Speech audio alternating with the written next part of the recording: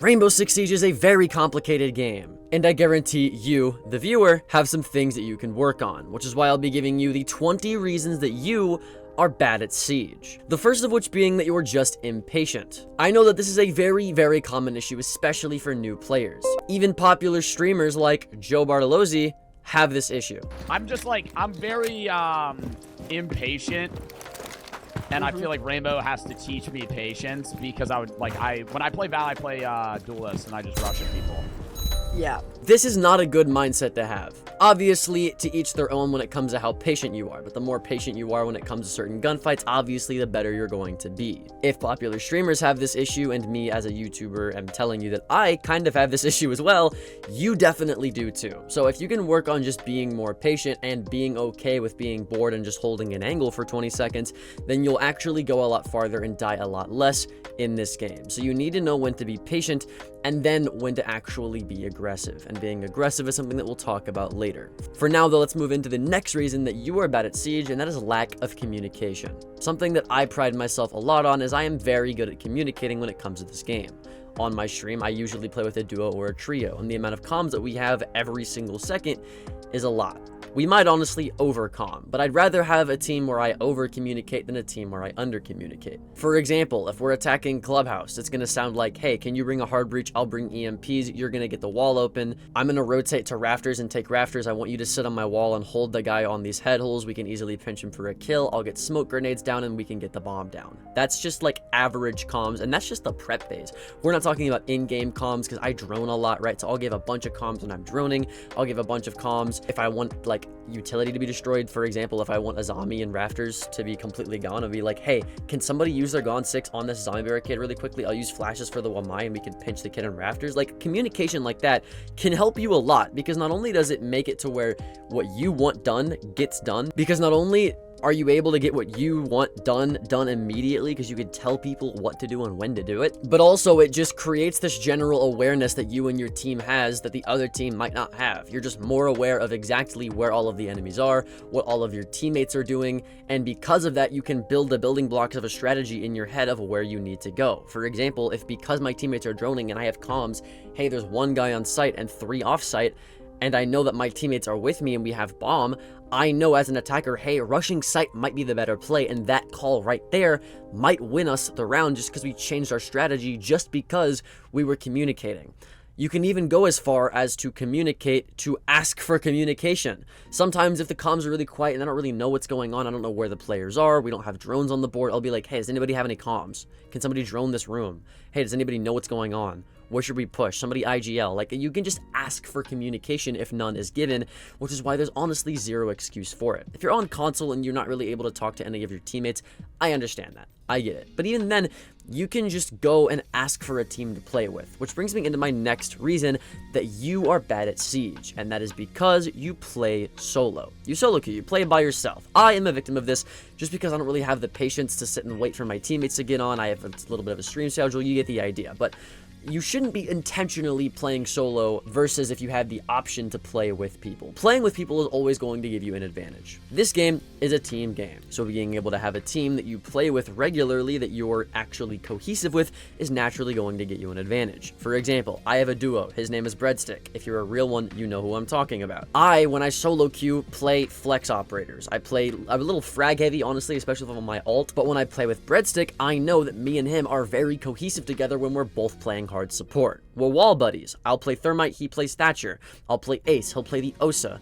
He'll play Gridlock EMPs. I'll play Hibana. It doesn't matter. Like, whatever we do, we're just hard supporting off of each other because we know that when we do that together, we play the best that way, and we win the most when we do that. So that's just what we've adapted to doing. And that's just a duo queue. Imagine if you have an entire 5-stack of people, you know who the dedicated fraggers are, you know who the dedicated droners are, you know who the hard supports are, you know the site setups that you have because you set the same sites up over and over and over and over and over again. You can begin to make your own site setup, your own strats. There's just so much versatility and like actual game sense building that you can get just by playing with a team and not playing by yourself that you would never get with these dumbass solo queue teammates that you queue up with. I get it. I do it too. I understand. It's hell out here. So even if it's just getting a duo, you don't have to get a 5-stack. Even if it's just playing with one other person, I wholeheartedly recommend you do it because it will completely transform how you play Rainbow Six Siege your rank, your KD, and how much you are winning in this game. Something else that has just the same amount of effect though, and the next reason you suck at Siege, is because you blame your teammates too much. Every single time that you die, it is your fault. There is never a time where you die that your teammates are the reason that you died. Sure, there's some times where it's like your teammate did this and then you died because of it, but why were you in a position where you were relying on your teammate to not die, right? That's your fault. Every single spawn peak that you die to, you should never die to a spawn peak after one time of dying to it, because you know where the window is. So you should be pre-aiming it after you get off your drone in the prep phase, right? So learning from every single death is very important, which is something we'll talk about later. But you need to stop blaming your teammates, even if on the very low percent chance, because it doesn't happen often, as you might not know, but on the very low chance that it is actually your teammate's fault that you died. Maybe they nitroed you, maybe they impacted you, maybe they called out in chat where you were, whatever it may be. If it's actually your teammate's fault that you died, there is still something to be learned from. For example, if your teammate's throwing a nitro cell at you because he thinks there's an enemy there, why are you point blank next to an enemy that he can throw a nitro cell to? That's a positioning error. Why weren't you on site letting him throw a nitro cell because you knew he had a nitro cell in pocket? Why were you out 1v1ing people, right? That's your fault. So even then, on the very small amount of chance that it was your teammate's fault, there's still lessons to be learned, which brings me into the fifth reason that you're bad at Siege, and that it's you're not learning from every single death. Blaming your teammates is one thing, right? But if you're not blaming your teammates, which is good, and you're not learning from your mistakes, it doesn't matter if you're blaming your teammates or not. So you need to be learning from every single death. How do you do this? Well, I'll bring you back to the spawn peeking example. If you die to a spawn peak, you should never die to that spawn peak again, because in your head, you need to be making a mental note, hey, there's a window here that I can die to and spawn. Now, every single time I spawn in this exact spawn, I'm going to pre-aim that window to make sure no one is spawn peeking it, or I'll drone it, or I'll quick peek it for info, whatever it may be. You should never die to a spawn peak more than once ever in your Siege career. That's just because you learned from that death. There's other deaths that you can learn from too. Did you die to a random punch hole in a wall? Well, now you know to quick peek or to drone first so you don't not know that there's a punch hole there. Did you die to a pixel angle that you've never seen before through 3 zombie barricades over an entire map? Now you know the angle exists, right? So you should be learning from every single death so you never die to the same place twice, and eventually you will run out of ways that you can die, which makes it to where you die less and win more. If you run out of ways to die, the only possible way that you can die is by losing a one-on-one gunfight that's fair, a duel. That's the only way that you could possibly lose that you really can't learn from. And if the only times that you're dying are from one-on-one gunfights, you're not actually dying that much. So learning from every single death and not dying to the same place twice will increase the amount of times that you win gunfights and win games and rank up, I promise you. Something that can actually stop you from winning games and ranking up, though, is not warming up. I've ranted on and on and on this channel about how important it is to warm up in your Siege game. And that's because, truthfully, it is important. Have you ever been in a game one day where you just go crazy? You're going like 20 kills, and then the next day you go like 0-8? That's because you're inconsistent. And the number one reason that you're inconsistent is because you're playing the game inconsistently. However, if you were to just aim train or just warm up, just even 5 minutes before you go into a ranked game, you will consistently have been playing the game more than you wouldn't have been, which will make you a more consistent player, so you don't have those on days or off days. There's a saying that everybody has their off days, but that's not really true. You won't have off days if you're just being consistent. Now, if your grandma died the day before, like, yeah, you might have an off day every single once in a while, sure. But you shouldn't be having an on day, then an off day, then an on day, then an off day, then an off day, then an off day, then an on day. Like, it shouldn't happen that often. You should be having an on day for 300 days out of the year at least. The other 65, sure. Maybe you went on vacation and you came back and you're not as good as you were. It is what it is. But if you warm up or you aim train, just for 5, 15, maybe 20 minutes a day, I promise you, you will be more consistent when it comes to gunfights in Rainbow Six Siege. Just that little extra warm-up time will sort of like sort out any of those kinks in the hose of your actual aiming. Like maybe one day your leftward flicks are really, really bad compared to your rightward flicks, but just because you warmed up and you're like, huh, I noticed that my flicks are kind of off, let me practice that for a little bit. Now it's on point, and now a flick that you would have missed, now you hit, and now you just won an entire ranked game because you just decided to warm up beforehand, right? It's that important, I promise you. And the more consistent that you do it, the more crazy you can make your warm-up routines, right? The more you can actually tailor make stuff to make you a better player beforehand. So I promise you, Not warming up is a reason that you are bad at Siege, and it's actually a big one at that. An even bigger reason that you're bad at Siege, though, is a lack of map knowledge. This is crucially important. There's about 3 pillars of Siege that you can improve to get better at the game. One is game sense, one is mechanics, and one is map knowledge. Map knowledge is one of the 3 pillars of Siege that you need to learn. The reason that map knowledge is such a big thing that you need to learn is because map knowledge directly affects positioning. If you don't know the map and you don't know where people push or where people defend, you're not going to know where you need to position yourself to counter that. So, if you don't know map knowledge to a T, you don't know every single call out, every single room name, every single place that they push, every single place that they defend, you will not know how to position yourself, which means you will lose more gunfights. So, a lack of map knowledge is a really big and arguably one of the biggest reasons that you are bad at Siege in this video. You might think that you have good map knowledge, but let's take a little quiz to see if you really are as good as you think. There's a 3-part quiz that I'm going to give you. The first part is easy. You probably know these callouts I'm about to give you. The second part might be a bit more niche. Maybe you watch Pro League. Maybe you're just, a lot of hours on the game. You probably might know these callouts too, but the third part is advanced. These are callouts that you might not know, and if you don't know them, then that means that you have a lack of map knowledge and you need to fix it. So first of all, let's go over the easy part of the test. Do you know the callout wine on chalet? Do you know the callout library? Do you know the callout fireplace? Okay, that was pretty easy, right? That's just chalet. Everybody knows that. That's the beginning part of the test. If you don't even know that, Jesus, play the game some more. Now let's go to the intermediate section. On Oregon, do you know the callout Harry Potter? Do you know the callout Bolo? On Cafe, do you know the callout Shiko? On Cafe, do you know the callout Emo? If you don't know any of the callouts that I just said, you have some work to do. And that's actually where I catch the majority of players who think they have good map knowledge. Sure, you might know basic callouts, but if you don't know exactly to a T where the player is exactly on the map, so if you don't have this motherfucker's exact coordinates, you're behind. I have a callout for every single corner of every single map in the game. Every single place that could hide, every single piece of furniture, you name it, there is a callout for it and you should know it. And if you don't, it can actually be the difference between you telling your teammate, hey, there's a guy here, and him killing him, or him dying and you losing the game, right? So if you actually passed that though, then congratulations. I know 90% of people didn't, but if you did, let's move on to the advanced one just to show you how difficult it can actually be. On Villa, do you know the callout Tetris? On Clubhouse Basement, do you know with the 3 boxes in the basement, which one is box 1, box 2, and box 3? Did you even know that there were names for them? On Rafters for Clubhouse, do you know what R1, R2, R90, and R window is? There's a bunch of these callouts that you might just not know because you have a lack of map knowledge. And if you knew what these callouts were, you'd be able to not only receive information at a much more detailed level, but you'd also be able to give it to your teammates. So having map knowledge will only make you better.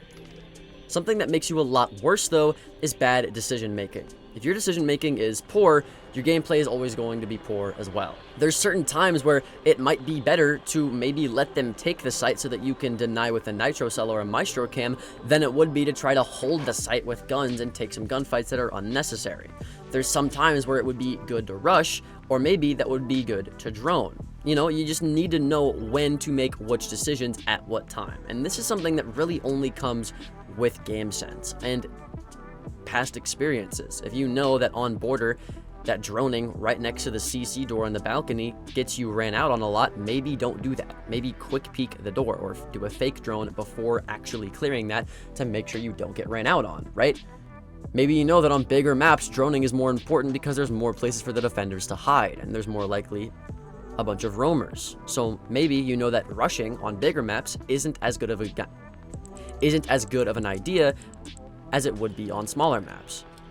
Or maybe you think that it's even better because you know there's a bunch of roamers, so maybe you hit the side instead, right? Like, there's just decisions that you have to make in Siege. Some are better, some are worse, and it only really is going to come with the game. But if you have bad decision making and you don't know what to do in what scenario, you're just going to be lacking with your pants down a lot of the times. Something that's even a bigger reason that you're bad at Siege, though, is not repositioning after kills. Now, we talked about positioning earlier in my lack of map knowledge tip, which was a big one, but repositioning is something completely different.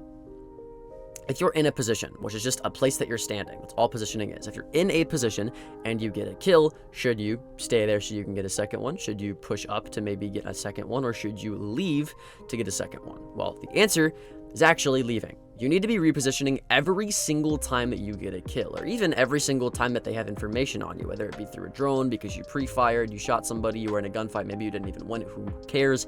If you're repositioning after kills, gunfights, getting droned, whatever it may be, you're doing the right thing. And the reason for that being is because let's say you're in a 1v2 as a defender, right? And you kill one person. That one person is going to give a call out if they're good. They're going to say, hey, this person is over there. So now the second person knows exactly where you are, and he's going to pre-fire you and win that gunfight 9 times out of 10. However, if you killed the guy and you repositioned, not only does he not know where you are, but that guy who died to you just gave a wrong call out to his teammate, which means not only does he not know where you are, but he's aimed in the completely wrong direction, which can make it to where you will catch people by surprise more often. So every single time you get a kill, unless there's like 3 people running at you at once, you need to be repositioning after every single kill. And if you don't, it's a reason that you're bad at Siege. My 11th reason that you're bad at Siege, though, is not pushing with your team. I see way too often attackers, especially in lower ranks, that will literally watch 4 of their teammates pushing one side, and then they'll be like, I'll push the backside and catch him by surprise. Unless you're playing like Knock or Zero, which are 2 self-sufficient backside pushing operators, that's not really going to work. A lot of the times, especially a 4v4 is easier to take than a 1v4, right? So if your team is pushing somewhere, even if you don't think it's the right place, a lot of the times it's better to support your team with utility and an extra gun on the board because they're more likely to breach into the bomb site than you are by yourself. So pushing with your team is something that's actually pretty important on the rare occasion that you're not doing like a sneaky rush from behind, which even then is never really that good of an idea because they're always going to have that one cav in a corner that you didn't drone that just kills you. Trust me, I know. But that wouldn't have even happened if you didn't do this next thing, which was exposing yourself to multiple angles at once. As a Siege player, you should never be exposing yourself to more than one doorway, more than one headhole, more than one place that a defender can shoot you from, or an attacker if you're on defense. Whatever it may be, as a Siege player in general, you should never, ever expose yourself to more than one angle.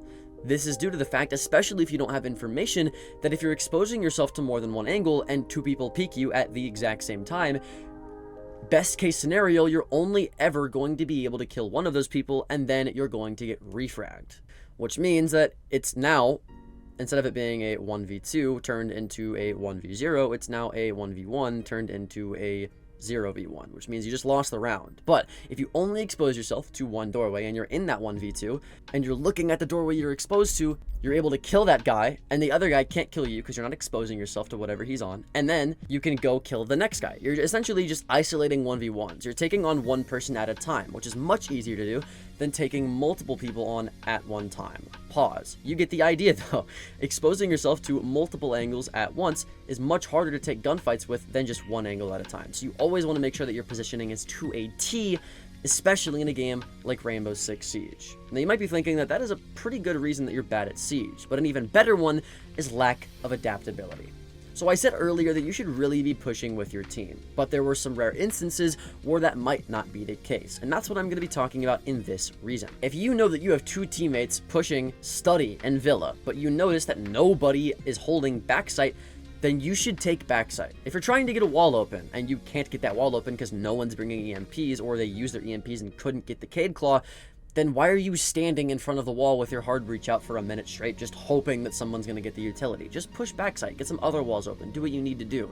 Sometimes doing something that you think is worse, but doing it in a timely manner is a better decision than doing something that you think is better, but it taking an entire minute to get done. I'd rather have an ace player who doesn't get a wall open because he knows it's going to take him 2 minutes to get it open, and that decides to not use his utility at all and just go in guns blazing, than I would having the opposite. So learning to adapt to what you see as fit, even if it's better than the default strategy or what your teammates are saying, can be the right move a lot of the times, and it can win you a lot of rounds, especially if you're communicating with your team exactly what you're doing. Something else that you need to communicate to your teammates is exactly who you're banning, which brings me into my next reason that you suck at Rainbow Six Siege, and that's that you're just banning the wrong operators. Having certain operators on the table can completely change the tides of how a defense defends and how an attack attacks.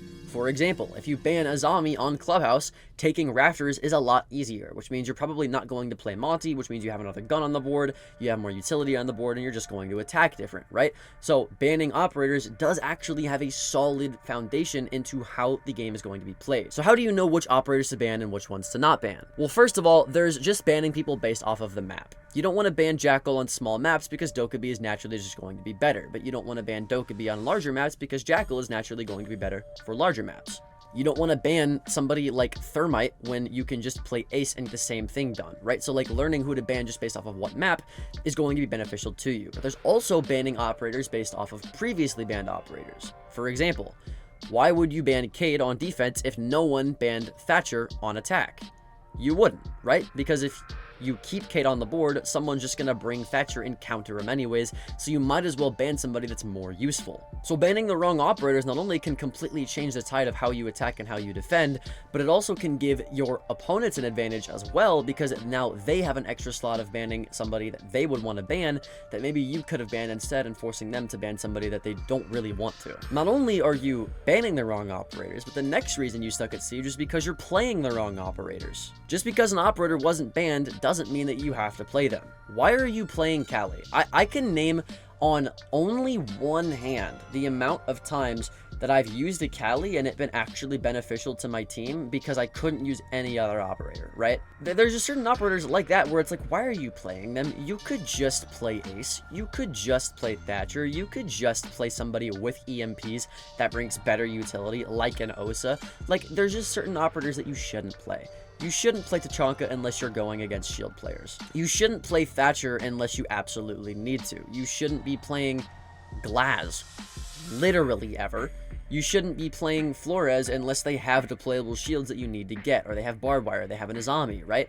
So it even goes to operators that you might think are good, right? You shouldn't be playing Flores, like I said. Maybe also don't play Brava if they don't have a Fenrir or any utility to hack at all.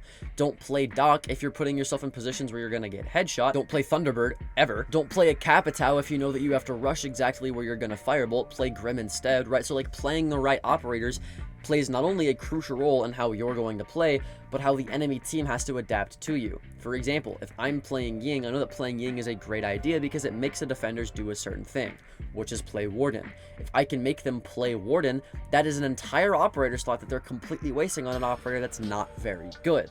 However, Ying is pretty good, so me just playing an operator for 2 rounds completely not only wasted them playing an entire operator, but it also gave me a good operator that I'm playing now. So playing the wrong operators is a really crucial reason as to why you're bad at Siege. But an even more crucial reason is playing the operators that you're playing wrong. You shouldn't be playing operators too aggressively if they don't support it, or too passively if they don't support that. For example, why are you playing Ashe if you're going to sit and spawn and bait all around, right? Why are you playing Thermite if you're just going to walk in with Diffuser and not even attempt to get a wall open, right? You want to be playing operators the way that they were intended. Now, this really only goes for some operators because Ubisoft intends some operators to play a certain way when in reality they play a completely different way. For example, Ubisoft intended for Yana to be a flex operator, to drone her teammates in, to be a support operator. However, they gave her 2 great guns for fragging. They gave her 1.5 times scopes in the 1.5 meta, and they gave her flash grenades. So what are people going to do? They're going to frag with her, right? Obviously, now that's not the case, but you get the idea. There are some operators where even you might think that they're meant to be played one way because Ubisoft tells you that's how you're supposed to play them, when in reality, if you just look at the loadout for a second, you realize, hey, it might be better to play this operator this way. So playing the operators in a wrong way actually can hurt you a lot when you're playing your ranked game. I'll bring you to an operator like Warden. Warden, you're not really meant to get frags with. When he had a 1.5 on a low recoil SMG, sure, it made sense back then.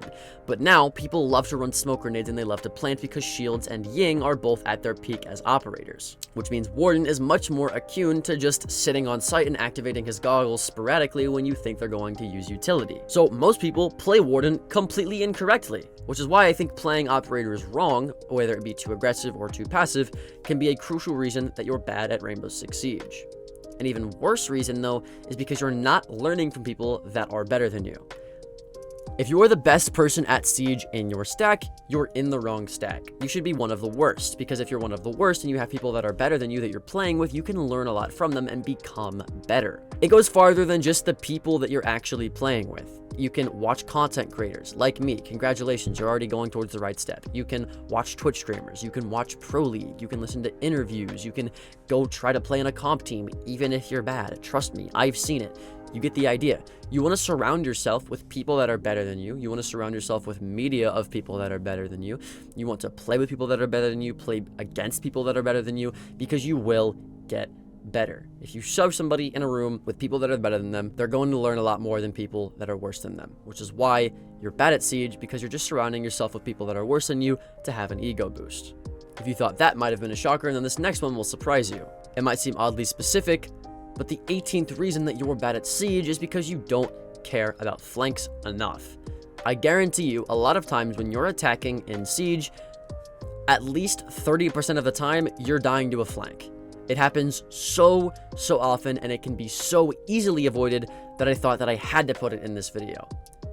You don't even have to bring a flank watch operator. You don't have to bring a zero. You don't have to bring a nomad. You don't have to bring a gridlock. All you have to do is in the prep phase, instead of driving your drone into sight just to die, you can put your drone on a staircase behind where you think you're going to be pushing. For example, if I'm on Emerald Plains and I'm planning to walk up the orange stairs, I can put a drone at the bottom of orange stairs. That way, if one of my teammates dies, he can watch that drone. So now if anyone decides to flank me, he can say, hey, this guy's flanking you. I can turn around and shoot him in the face.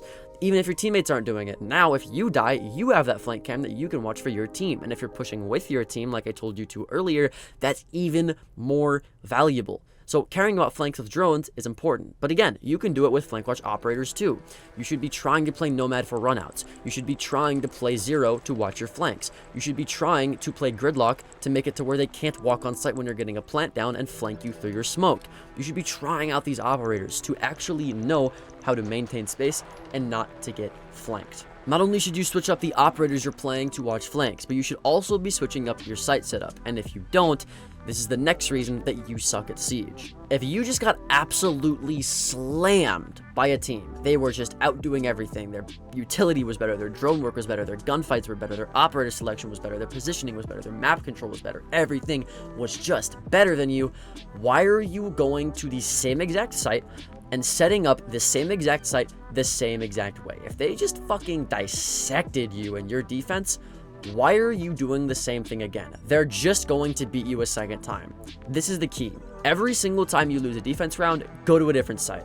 Not only does it force you to set up a site differently, but also you're going somewhere completely new, which gives you another opportunity to play differently. If you do decide to stay at the same site though, then completely change how you're setting it up. Instead of putting a reinforcement and head holes on the freezer wall in Oregon when you're playing the basement, this time put feet holes across the entire wall and put a mirror in closet and in the box instead of a mirror in the closet and in freezer. Just change stuff up. Do something that's unexpected. Use a punch hole from across the map. Create pixel angles. Use a zombie. Do something crazy that they never expect. Just change up your site setup or even your attacking setup if you lose on attack so that you aren't predictable and you don't lose 2 rounds in a row instead of just 1 round. Because I guarantee you that is losing you a lot of games.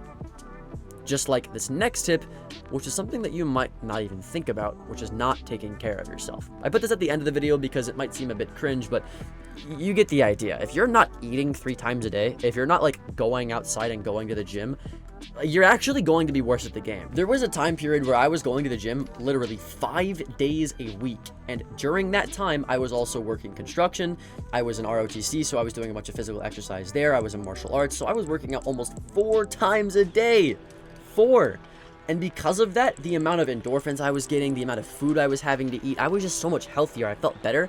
And coincidentally, in that point in my life, I was the best at Siege that I've ever been. Like, that was my peak. I've only gotten worse since because I graduated high school. I got a 2nd degree black belt, so I'm not in martial arts anymore. I'm not taking the gym as seriously because I don't really have time. I'm moving, things of that nature. So even then, now I'm worse at Siege. There's a direct correlation just in my life of taking care of yourself, being physically active, eating right, sleeping right, doing whatever you need to do as a man or a woman, whoever's watching my video, before you do it as a Siege player. I guarantee you'll actually start getting better. This is like something that I really want to promote.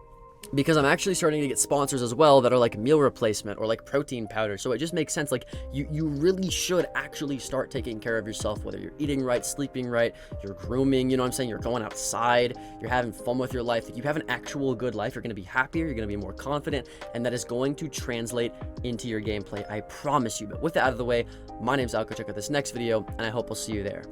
Later.